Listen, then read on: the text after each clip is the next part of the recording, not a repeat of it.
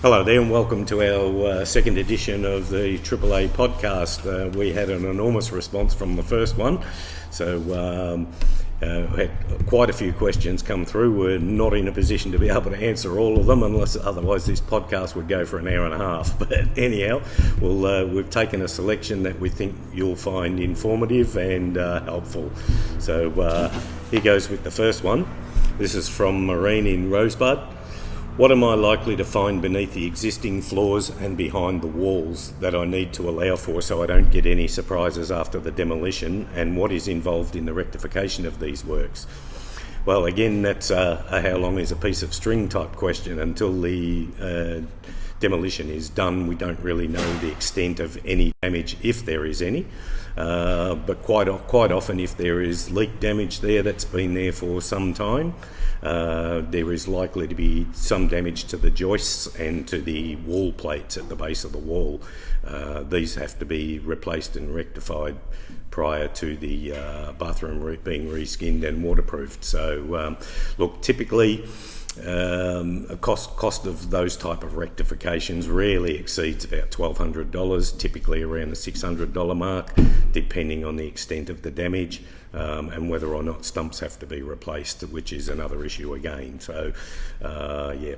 So, but look, that doesn't happen too often, thankfully, only where there is evident moisture damage that's been long-term. Question from Brian from Richmond. We have an Art Deco flat in St Kilda with subway wall tiles and small black and white tiles on the floor. It seems the tiles laid on the walls and floor are sitting on a bed of thick concrete or screed. Are they expensive to remove and replace? The answer is yes and no. Depending on your plans for the new bathroom, you can often lay tiles over the old tiles if they're in good sound condition and the waterproofing is sound. Typically they are not, due to the age of the building, so it's generally a couple of extra days labour to prepare those walls ready for new tiling sufficiently. So with the screeds on the floor, quite often that can be applied a self-leveller to level the floors prior to the waterproofing. From Jody at Bendigo. We like the idea of heating under the floor tiles for my elderly mother's bathroom renovation, but worried it might push the edge of the tile even higher at the entry point and cause a trip hazard, or appreciate your expert opinion. Well, I'll give you an opinion. Whether it's expert or not is up to others to judge. The underfloor heating that we use is a product manufactured by Speed Heat. It is a very thin 0.6 millimetre mat, which is applied beneath the tiles and over the waterproofing. So there is virtually little discernible raise in the floor height at all. In fact, you wouldn't even notice the difference, it's that small. From Lee at Sunbury. We are planning on renovating our bathroom and currently have a separate room for the toilet. However, it's a bit old-fashioned and we would like to knock out the wall and incorporate a new toilet into the new bathroom space. I personally think it's a great idea and modern looking, but my husband is dead against it because he said it's not very private or accommodating, especially when we are both using the bathroom at the same time, which we often do. What can I do to change my husband's mind? Well, you know your husband better than we do. However, what we can tell you is that if you want to open up the space, you can still do so. You can have a vanity wall between the toilet and the balance of the bathroom. It can be a stud and plaster wall made about 1 metre high by 600 to 900 deep, which gives you a bit of privacy between the two spaces.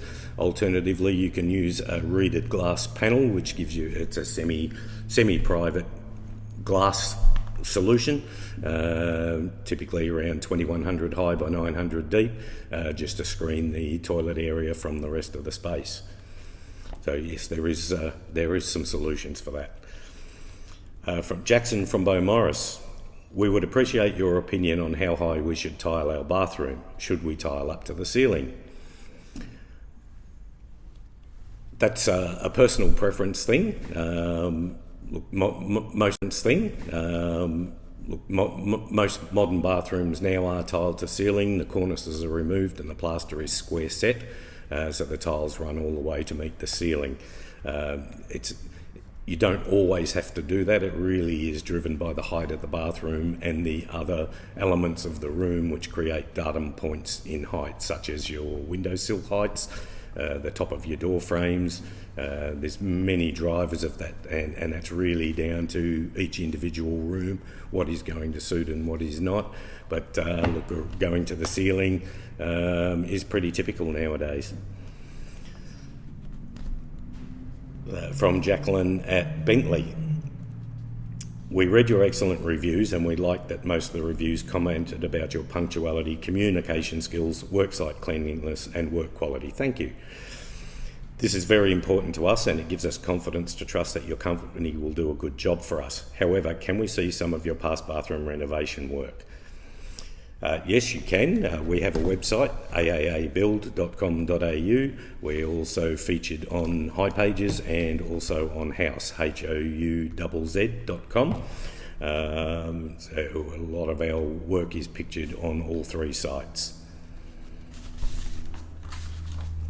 From John from Mount Waverley. Unfortunately, we've had a bad experience in the past with a builder who did everything himself, literally everything, plumbing, electrical, tiling, plastering, etc. We also found out he was not even licensed. Who will be working on my home and are you licensed and insured? We absolutely are. We are licensed, registered builders. All the trades that we use are also licensed and registered. We put all of our people through a rigorous intro before we put them on full time, and that's another beauty of it, is that the majority of our trades do work for us full time. It's not like we're in a situation where we're having to wait 3 weeks for a plumber to finish another job before he gets back to complete our work. So that's a big advantage that we have. So we can guarantee continuity in the work in most cases. From Janice from Footscray. My wife wants to knock out a hallway wall and extend our bathroom into the hallway area by approximately 600 mil to allow for a larger walk-in, double shower and seat in the shower area. Will I need a permit and will you get them? Okay, firstly, if you've got a truss roof, you can pretty much remove any wall in the house except for the external walls. So any internal walls can generally be moved, relocated, whatever. It's not an issue. Where you have a purlin roof and you have a load-bearing situation, the short answer is yes, you do need a permit for a load-bearing wall. There are instances where you can get around that, but not too many. Best, if that's the situation, if it's a load-bearing wall, to go through your local building surveyor, have plans drawn up and the appropriate engineering approved for the removal of the wall. From Ron from Middle Park. My husband and I both work from home and are quite fussy who comes in and out of our house. How can we make sure everyone on site has been police checked and licensed to do the job? Also, we have new hardwood floors. What is normally done by builders to protect them during the renovation to prevent damage? Okay, I'll answer the first one first. All of our tradespeople are thoroughly checked before we employ them. As simple as that. We've got a reputation to uphold, and that means the earth to us, as our recommendations and testimonies will attest to. That is paramount for us, so you can rest assured that everybody has been checked. With your floors, before we even start a job, we lay down protection on all your floors for all the travel areas that the trades will be coming in and out, and every endeavour is made to protect every surface of the home. The trades are very careful with their equipment so as not to damage walls, etc. So yeah, that's something we take very seriously here at AAA Build.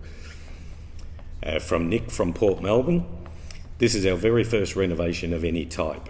We are very excited about starting the process of finding a builder to build our dream bathroom.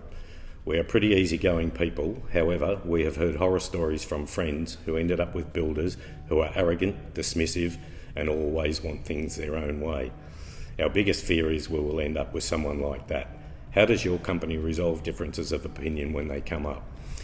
Well, that's really very, very simple. We are not in the game of fighting with our clients.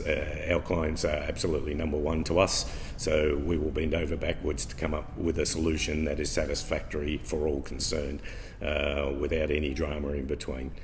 So in short, we deliver what we promise. Well, that's it for this podcast. We'll talk to you next time, and keep those questions coming in. We will try to answer them as best we can when we receive them. Cheers.